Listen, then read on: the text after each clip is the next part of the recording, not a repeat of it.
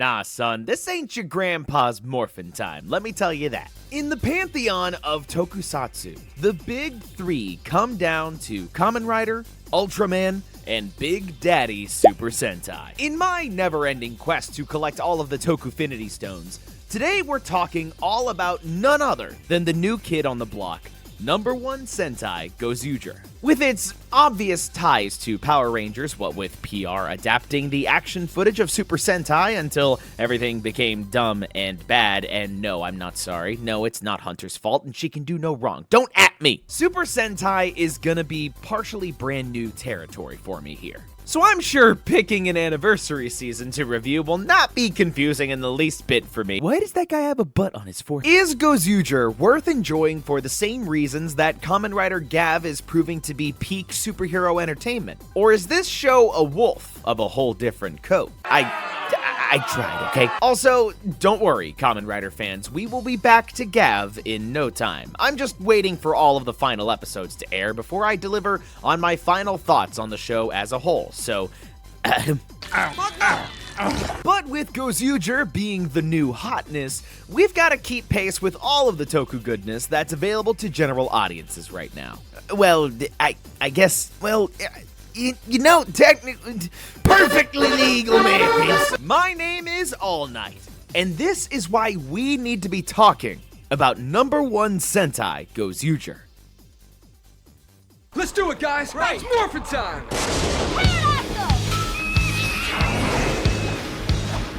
Our story follows Hoeru Tono, a bad boy punk orphan who fits the moniker of every edgy D&D character ever made by boys under the age of 15. He was orphaned at a young age and separated from his brother while trapped in an alternate dimension known as No.1 World. And since returning from said dimension, he's been searching for purpose in life. He regularly can't keep a job because his abrasive attitude and doesn't really have any friends because C-Slide won again. Everything changes one day when Hoeru performs some selfless acts and saves a couple of people. Through what I can only describe as a comedy of conveniences, Hoeru is put face to face with the surviving deity of the Universe War, Tegasword. Yes, for the uninitiated, Super Sentai mechas are actually gods or deities in their world. Yes, that is far cooler than Power Rangers, and yes, that also makes me ponder if there's a god of trains out there somewhere in the cosmos. Hoeru makes a pact with Tegasword and takes part in the battle for the Sentai Rings. Powerful artifacts that contain the powers of previous Super Sentai. Whoever collects all of the Sentai Rings will be granted a wish by Tegasword. Hoeru, being the edgy and contrarian little shit that he is, simply says that he doesn't have a wish, so why the fuck would he want to take part in any sort of battle royale? But Tegasword eggs him on and encourages him to find the fire in his heart and strive to be #1. For only when he reaches the top will he be able to see clearly and know what his wish is to be. So, in a weird way, his wish is to know what he wishes for in life. Like I said, he's a contrarian, leave him be. Every Sentai needs more than just a Red Ranger, of course. And by becoming a Gozyuger, he finds that there are others just like him whom Tegasword has made a pact with. That being our Blue Ranger and ex-pop star Rikuo, our Yellow Ranger and Tegasword fanboy Ryuji, our Green Ranger and Benjamin Button ripoff Kinjiro, and our Black Ranger high-class detective Sumino. All of our Rangers are outcasts in their own way, and have made pacts with Tegasword to take part in the hunt for the Sentai Rings to grant their own personal wishes. Such as Kinjiro, who is actually an old guy in a young guy's body, whose wish is to relive his youth and better understand young people. Same, buddy.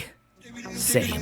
Or Rikuo, who, like I said, he was an ex-pop star, and he's looking to regain his former glory. Together, they are the No.1 Sentai Gozyuger, who with the combined might of their powers and Tegasword, are able to contend with the forces of the No.1 World Army, Buridon, and their queen, Tegajun, all while running into other universe warriors represented by previous Sentai Red Rangers, Todoroki, the goat of goats, and if you want to fight about it, try me! I can't emphasize enough how I've only just barely scratched the surface of what goes on in this show. Because if Kamen Rider Gavv was a leisurely drive down the countryside, Gozyuger is a Formula 500 relay race at an average speed of 112 miles per hour. I can tell that Gozyuger is aimed at a slightly younger audience as compared to Kamen Rider, which, by the way, is never a bad thing. It simply just lets us know how long we're gonna spend with each character and their individual stories, which isn't usually too long. In typical Power Rangers fashion, we have a good chunk of the episodes following Hoeru, but an ample amount of story time will focus on one Sentai member or even a pair at a time, exploring different aspects of why they made their pact with Tegasword to begin with, and what drives them to both accomplish their wish, and also what drives them to be heroes as Gozyugers simultaneously. We've also got our 6th Ranger, which he's gonna need his own segment, so you know. You know you wanna. Right there, Tom! It's time for everyone's favorite game show, Guess That Motive! I'll show you a Sentai team, and you'll tell me exactly what motif that show follows from beginning to end. Number 1 motif battle! Ready? Go! Round 1. If you guess dinosaurs, you're correct! Round 2. If you guessed cars, good job! You're correct! Final round. If you guessed marriage, you're correct! Wait, you didn't guess marriage? What's wrong with you? Are you some kind of dummy idiot baby boy? Stop! You're telling me that Gozyuger is about marriage? Okay, we're smoking something here and someone ain't sharing! So, yeah. Oddly enough, the theme of the season is a little bit more unconventional than just here's the bug team, or here's the car team, or the dinosaur team, animal team, you get what I mean. Originally, when the posters were leaked, I thought that this season would have some kind of link to mythology, or pseudo-mythology, what with black being a unicorn, yellow being a dinosaur, and with us having just semi-normal animals sprinkled in there. But no. And honestly, when you unpack the motif and also package it with the Legion of No.1 World's Buridon, things become very, very clear. The Gozyugers use Sentai rings to transform. Buridon and No.1 World enter our dimension through anything that is in the shape of a circle or a ring. No.1 World grunts are in the shape of wedding bells. Their leading generals are literally just called Bouquet, Fire Candle, and Shining Knife and Sweet Cake. Buridon, very close to Bride. The Gozyugers make pacts with Tegasword in a bond to where they will fulfill Tegasword's wish of rescuing the Sentai rings from Buridon. Tegasword's motif is a circle, also an O, while Tegajun's head general and Ring Hunter's motif is an X, like X's and O's. You see where I'm headed with this, right? I mean, hell, it's only when Tegasword and Tegajun get married and have a baby does the world come to a crumbling and bloody end. What the fuck was that? I swear on my life and my ancestors before me, I wish in my heart of hearts I was joking. It is staggering just how deep this theme goes. The only place that it goes sideways is the Gozyugers themselves. Cause I don't know about you, but the last time I saw a lion at a wedding, it didn't end all too well.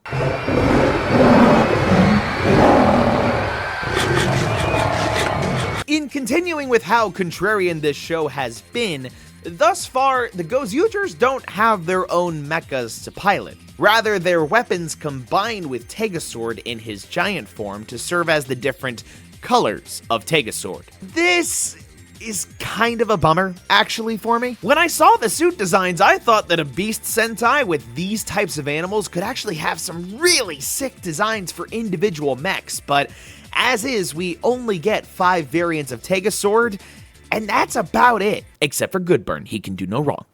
I do love Tegasword's design, though. That gold just looks pristine, no matter what Gozyuger is piloting him. Gold really do go with anything, don't it? While I am disappointed in the lack of Zords, what I'm not disappointed in is this show's style. Remember when I said earlier that this show doesn't waste time? Well, that's undeniably to the show's benefit, as the show just pumps the gas on story so that we can get to the Gozyuger stuff and the giant monster stuff faster and faster with each episode. And once we do, you like that?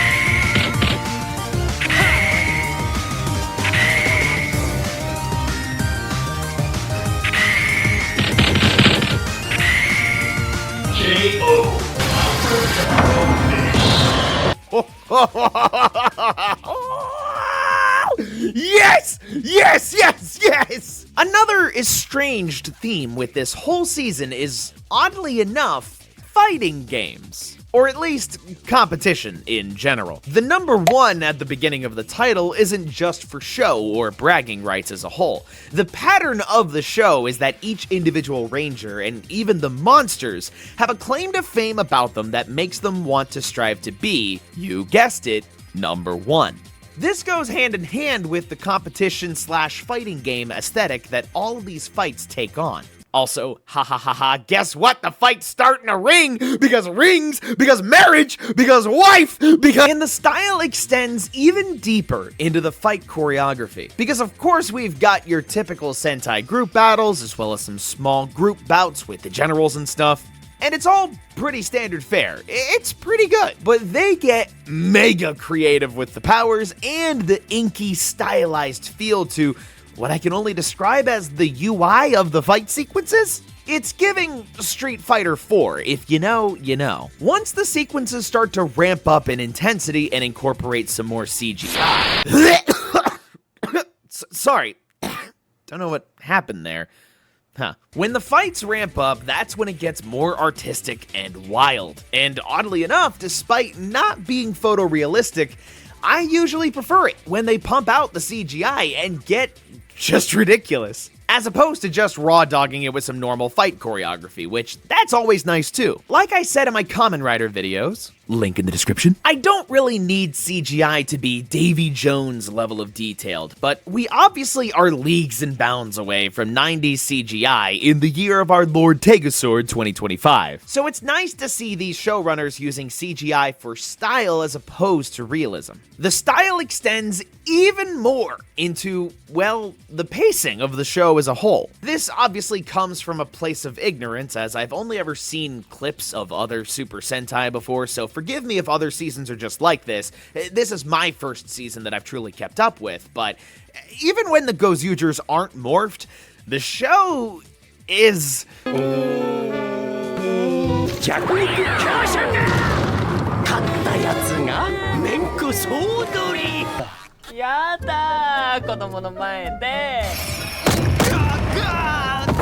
It is ridiculous for the sake of being ridiculous.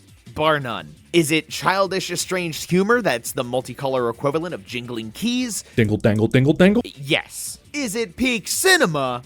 Also yes. Like I've mentioned in my Kamen Rider Gavv breakdowns, I love superhero entertainment that isn't afraid to embrace how weird it is. I despise the Injustice era of superhero media where things had to be shaken up and different and evil and edgy and grounded for the sake of making something new. I know this is a new buzzword these days, but I think whimsy is the key word here. We're finally getting back to whimsy and people enjoying things to enjoy them rather than trying to ground every little detail of a fictional story in some type of dark, non-fictional reality. There was once a time where we settled on betraying what made superheroes fun and interesting, which was the fact that they were silly, weird, and good-natured individuals. Silly, weird, and good-natured. Basically describes our 5 protagonists to a T. From Hoeru doing whatever the fuck this is, to Sumino going from gruff and grizzled detective to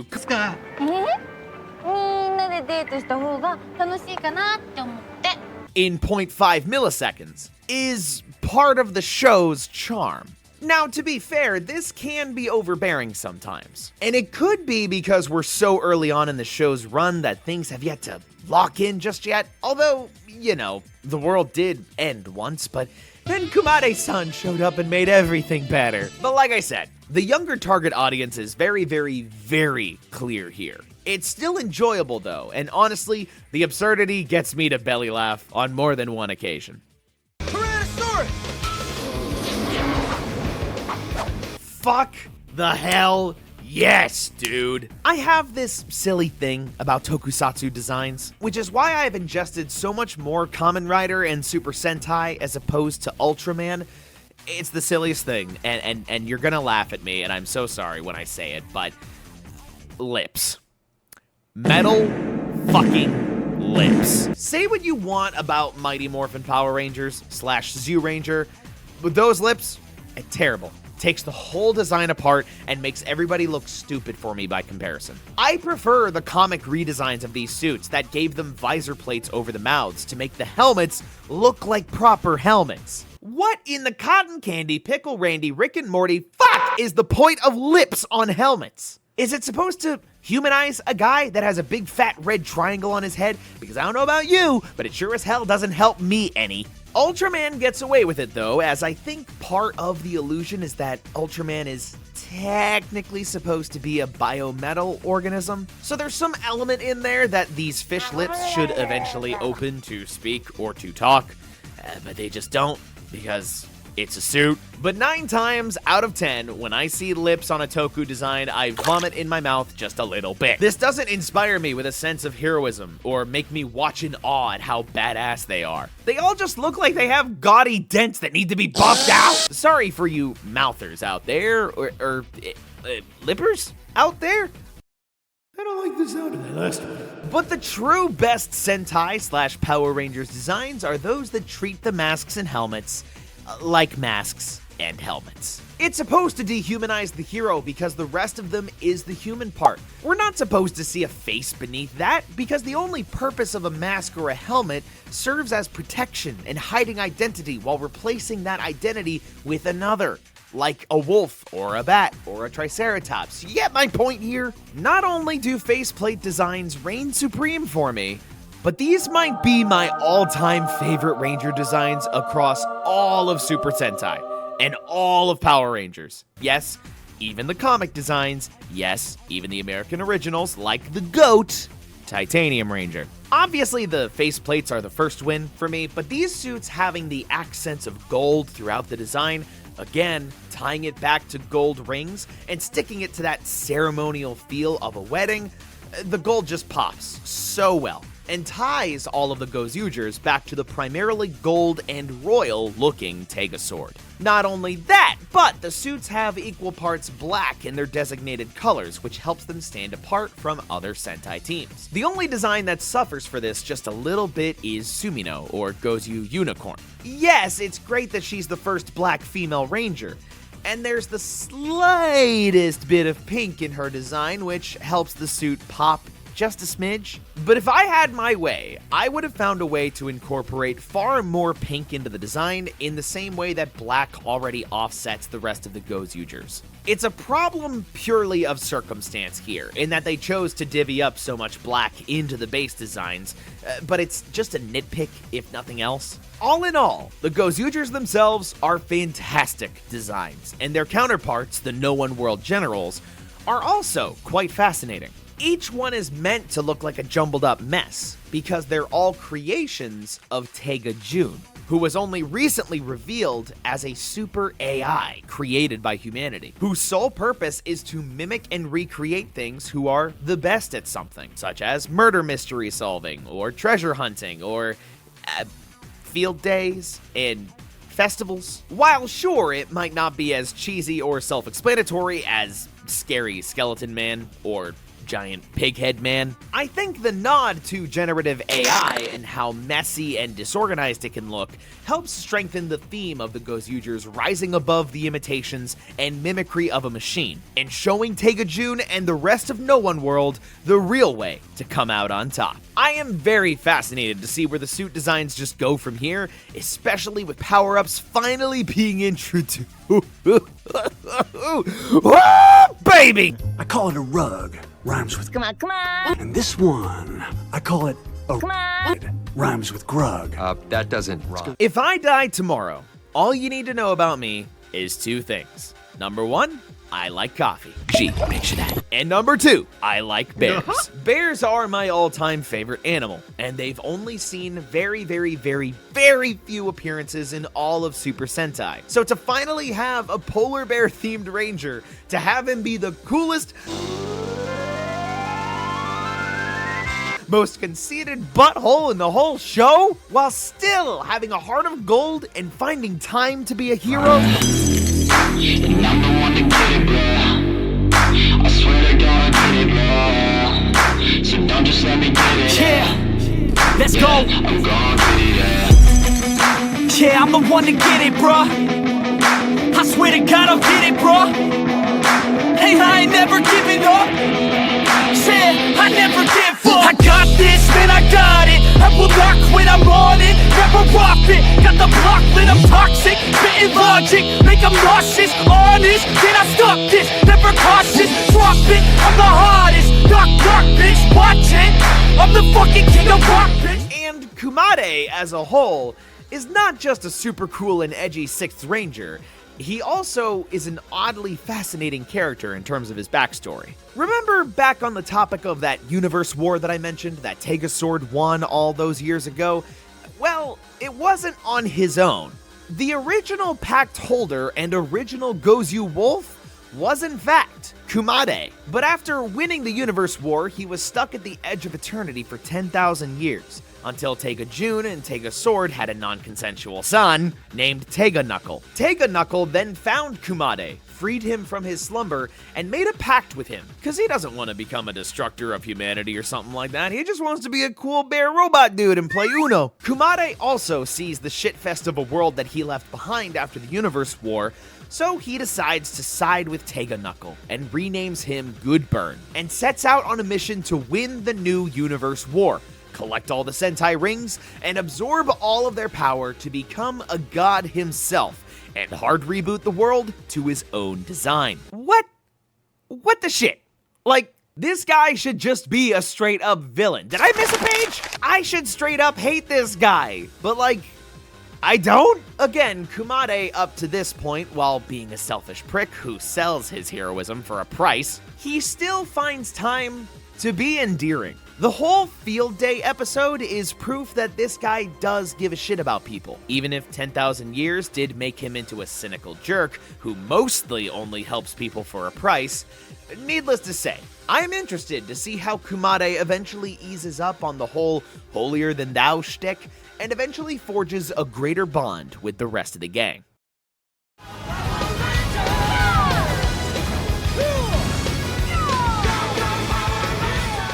Holistically speaking, I am immensely satisfied with Gozyuger so far. We're about halfway through, and while it's not quite as mature and dark and edgy as Kamen Rider can be, it does find time to get serious, and not just serve as the toku equivalent of robot shaking.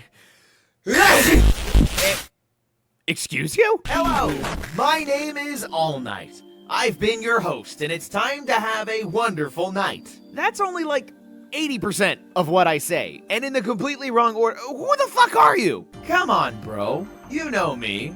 I'm All Night. No, I'm All Night. You look like somebody threw up on my phone after I was done being drawn and didn't bother to bring a towel. Not cool, bro. It's too bad. I was beginning to like you. I've been watching you, you know. Learning your ins and outs from your very first videos. You almost started being a consistent toku tuber, but your inconsistent upload schedule just isn't cutting it anymore. I'm top of the line, able to pump out content without breaking a sweat. Okay. Big T800 vibes coming off of this guy right now. Okay, where do they hide the off button on guys like you? Come here. Ow, jeez, this chatbot's got hands! Make this easier for yourself and reconsider. Through the power of AI, you could finally balance being a YouTuber with your real life. You could be so much more. Yeah, thanks, but no thanks. While I see the perks of AI, I have too much fun making stuff just on my own. Some AI tools are cool and all, but if it means stealing from other creators for the purpose of an end product, I want nothing to do with it. It's a shame. Have a nice life, All Night. I'll take it from here. Say what now?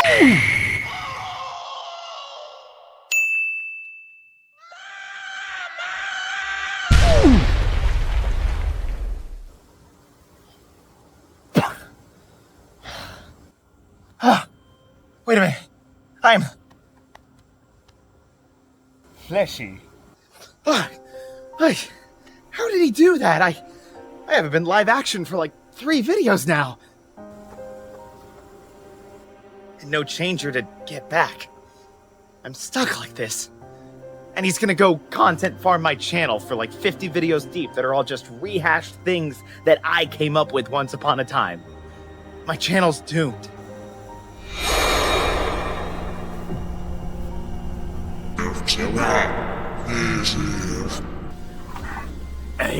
Take a sword? I didn't realize there was a fucking echo in my yard.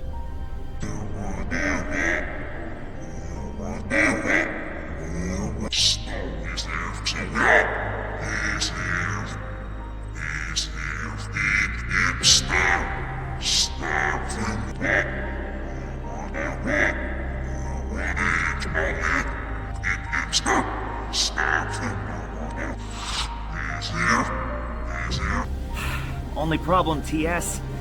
AI is always gonna be the better option. It's cheaper, it's faster. Even if it's just rehashing all of my ideas from nothing, it's always gonna be better.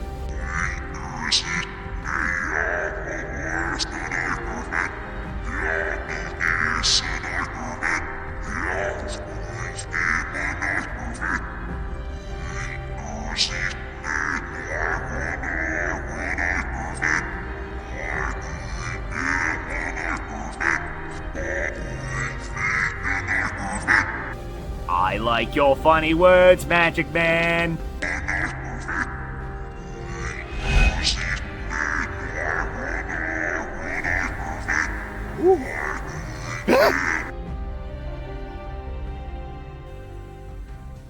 You know, red hasn't been my color for a very long time.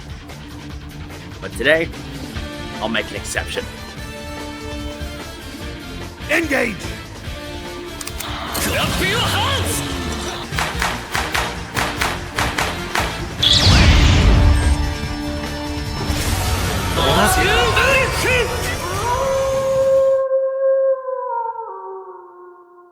Well, if it isn't Small Night, I see morphing helped you lose 50 pounds. Can it, Microsoft Sam? I can do plenty of creating all on my own. I don't need a robot to do it for me. And from this point forward, you're in my sights. A pity. We could have made it to the top together. By my hands only will I become the #1 toku-tuber, and you will be nothing more than a memory! Bring it on. Get ready for the fight of your life!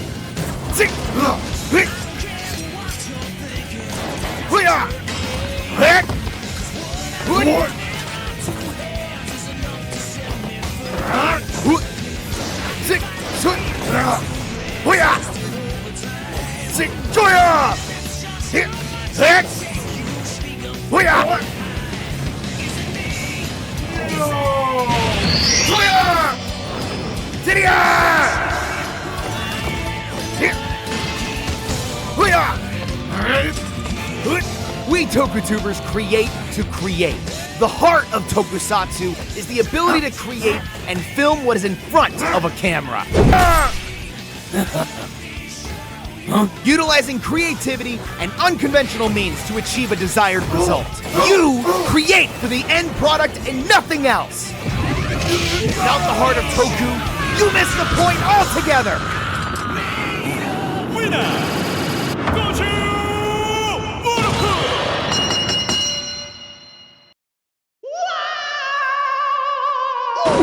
Whew. Damn. That was... We did it, kid. If only for a few minutes. We were a Power Ranger. #1 Sentai Gozyuger is something special.